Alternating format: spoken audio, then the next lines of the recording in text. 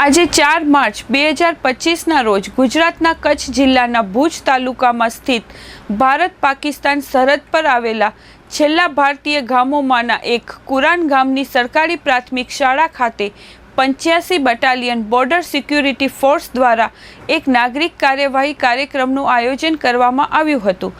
આ કાર્યક્રમ દ્વારા સરહદી વસ્તી સાથે ગાઢ સંબંધો સ્થાપિત કરવા અને તેમની સામાજિક આર્થિક સ્થિતિમાં સુધારો લાવવાના પ્રયાસોની શ્રેણીનો એક ભાગ હતો।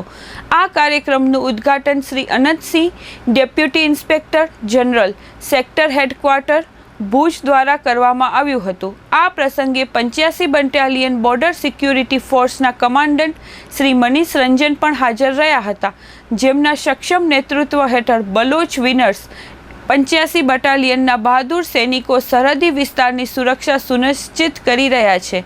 આ કાર્યક્રમમાં વિસ્તારના પ્રતિષ્ઠિત વ્યક્તિઓ જેમાં આચાર્ય શ્રી ગોસાઈન રામજસ, કુરન ગામના વડા શ્રી બિભાગી સોઢા, તાલુકા પંચાયતના સભ્ય શ્રી દિલાવરસિંહ સોઢા અને ભૂતપૂર્વ સરપંચ શ્રી ખીમાભાઈ સજ્જન સહિત 300 શાળાના બાળકો, સ્થાનિક અધિકારીઓ અને લગભગ 200 ગ્રામજનોએ ઉત્સાહપૂર્વક ભાગ લીધો હતો।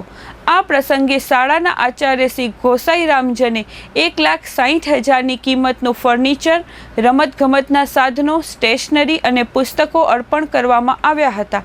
વધુમાં કેટલાક અધિકારીઓએ બાળકોને પુસ્તકોનો સંગ્રહ ભેટમાં આપવા માટે સ્વૈચ્છિક સેવા આપી। આ પ્રસંગે સરહદી વસ્તીના લાભાર્થે એક મફત તબીબી શિબિરનું પણ આયોજન કરવામાં આવ્યું હતું, જેમાં 85મી બટાલિયન BSFના ડૉક્ટર જીબિન જોસ ACMO સરહદી ગામોના દર્દીઓની આરોગ્ય તપાસ કરી હતી અને તમામ દર્દીઓને મફત દવાઓ આપી હતી। આ પ્રસંગે મુખ્ય મહેમાન શ્રી અનંતસિંહ DIGએ જણાવ્યું હતું કે BSF બાળકોના શિક્ષણની ગુણવત્તા અને સ્તર સુધારવા માટે આવા પ્રયાસો ચાલુ રાખશે। અંતે ઉપસ્થિત તમામ લોકોએ કાર્યક્રમની પ્રશંસા કરી અને ભવિષ્યમાં આવા વધુ કાર્યક્રમોનું આયોજન કરવા વિનંતી કરી।